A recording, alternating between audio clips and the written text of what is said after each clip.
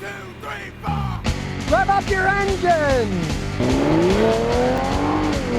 Don't say I didn't tell you so, but I did. Dodge Demon owners are now taking Fiat Chrysler to court over their air grabber hood scoop design flaw. It's supposed to be the fast, fancy, cool looking, right? They couldn't even make the hood scoops right, that the paint's chipping off, and then the repair they had from that is falling apart too. Typical Fiat Chrysler. First, people have taken them to court because they kind of lied. They say they have 840 horsepower.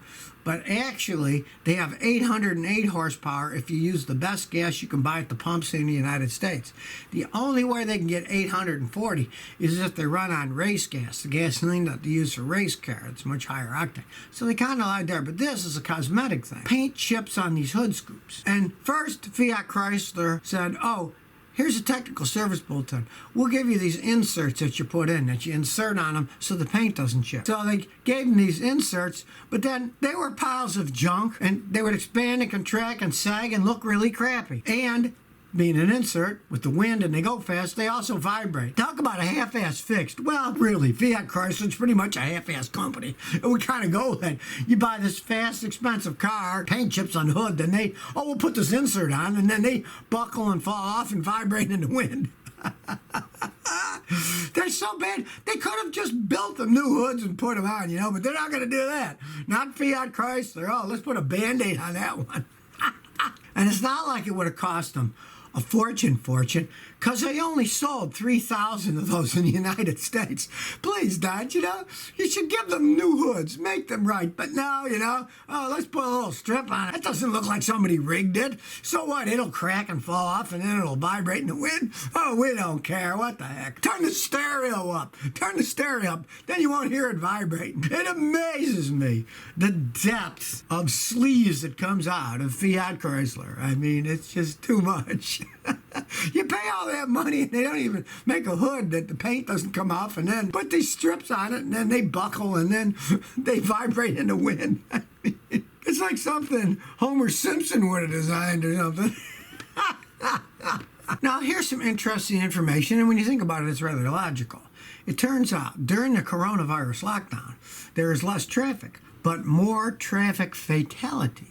This is all information given by the National Highway Traffic Safety Association. Well, to me, it makes total sense, because people are driving faster.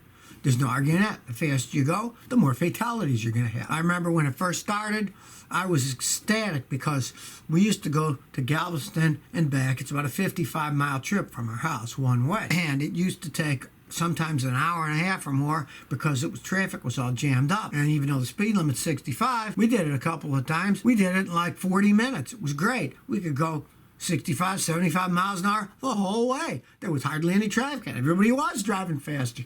The faster you drive, guess what? The more fatalities are going to be. Now, total traffic volume, they say, decreased the first 6 months of 2020 about 16. Now, some places it was a lot more than that. Originally in Houston, man, it was probably 90-something%, but then it went back to almost normal after 4 or 5 months. Even though traffic volume decreased 16%, fatality rate went up. You got to really look at things. 1.25% is really not even statistically significant when you think about it. They always say plus or minus 2% or something. Well, 1.25 is less than that, so it isn't that much. That's for the whole 2020. Now, in the second quarter of 2020, traffic deaths actually decreased 3%. So it actually went down. Now, it didn't go down to 16% of people less driving, but it still went down. So I guess people were getting used to driving faster. They went too fast in the beginning. They got hog wild, Like the kids let loose of school the last day of school. They went hog wild. Then by the end of the summer, they calmed down and they're not as wild. But during that time, the NHTSA said that 2/3 of the drivers in accidents, not all fatal, but trauma accidents, 2/3 of them were positive for alcohol, marijuana, or opioids. So after mid-March, the testing of them doubled of people using opioids, and marijuana use increased 50% on the people that were in these trauma centers. So I guess people were getting bored and they were getting stoned, and then they went out and drove. If they would have stayed home, it would have been okay, But they went on the road, probably thinking, well, there's hardly anybody on the road, I'll take a chance. Then they got in a wreck. So if you're one of those people and you just got to have a drink, smoke a little pot, stay home. Don't get on the roads. There's less people on them, but still, you're going to be a nuisance to public safety. Stay at home and do it. Watch a movie on Netflix or something. Navy Guy 35 says, what are your thoughts on a 2020 Ford Ranger and a 2020 Toyota Tacoma? The Tacoma is much better made. It will outlast the Ranger by far. There's no arguing that. But, and this is a gigantic but, you can get the Ranger so much cheaper than a Tacoma that if you're buying a brand new truck like that, you pay so much less for the Ford. And let's say you're the type of guy that doesn't drive a zillion miles. The Tacoma will probably go 400,000 miles. The Ranger, it might go 150 or something. But if you're happy with that by saving all the money for the lower price, go ahead and get the Ranger. But if you want the longest life, you're going to keep a car forever, do like my son did a few years ago. He bought a brand new Tacoma, and he's totally happy with it. It'll probably last him 40, 50 years because he's only putting like 4,000 miles a year on the thing. You know, it depends on how many miles you want to put in and what you want to pay. Toyotas cost more, especially if you get a nice one. The Rangers are cheaper. That's how they sell. The Toyotas are much better made. DT387 says, Scotty, I'm looking to buy a 2003 Mazda MPV, 150,000 miles for $2,500. Should I buy it or not? How good? You're not going to get much in a Japanese van for $2,500. It's an 18-year-old Mazda with 150,000 miles. Now, I'd never pay any more for $2,000 to begin with. That said, you have to take it to a mechanic to check it out. A lot of those Mazdas, they had engine problems or transmission problems at that mileage. Now, if you take it to the mechanic and he says the engine and tranny's in good shape, pay maybe $2,000 tops if everything else works. But let's say the AC doesn't work. Then offer him $1,200 for it. Because odds are it's going to be a bunch of stuff breaking. Now, if it isn't, and the guy says, hey, it's in pretty good shape, if you can get it for $2,000, it would be okay. Just realize that old, that many miles, it's not something you can get in and put 20,000 miles a year on and not expect it to fall apart in the next few years as you drive it around. You want a knock-around van, you can get it cheap enough, and the mechanic says engine tranny's good, go right ahead. You know, go right ahead.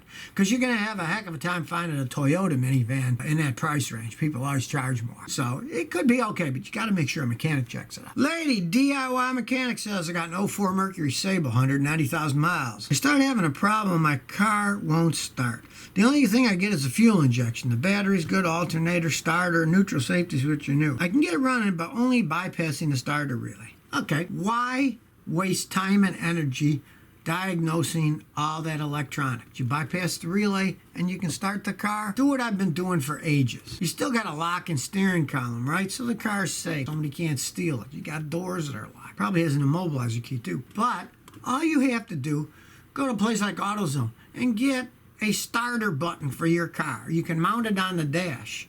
Run one wire to the battery positive terminal, then run the other wire directly to the starter. You can put like a 30 amp fuse in between.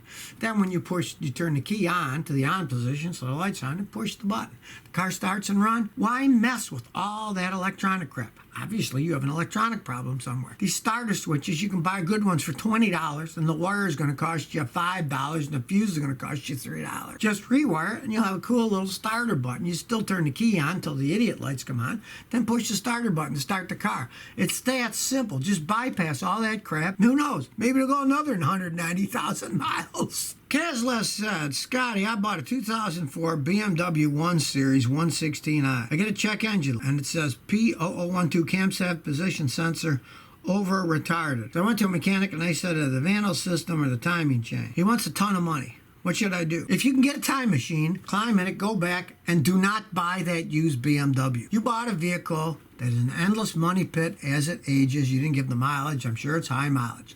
And they have problems with those Vano systems. And, of course, the timing chains themselves wear too. If you want to see if it's just the timing chain, all you got to do is get a big extension bar in a socket and turn the crank bolt on the engine until the engine is at zero, top dead center. Then take the valve covers off and see if the cams are on the right mark. If the cams aren't on the right mark, that means the timing chain is stretched and worn and it needs replacing because it's gone so much that it should be zero on the bottom where the crank is, and then the top cams should be at the right marks. And if they're not, then the timing chain is stretched and they're off and you're going to have to replace the timing chain. The Vano system also wear out on those things. And that, to really test it, you need a guy like me and a BMW dealer level scan tool to do some running tests of the Vandal system. I see those Vandal systems break all the time. And just say in your little note that you kind of looked at it, it seems like it's working. That doesn't mean anything. If you got a little scan tool that gives you a couple stuff, it has to do active tests, and then you have to read the data and see, did it change here, did it change there. It's not just simple as looking at one little bit of data. So it could be that, but really in the first place, you shouldn't have bought that rolling pile of junk. So if you never want to miss another one of my new car repair videos, remember to ring that bell.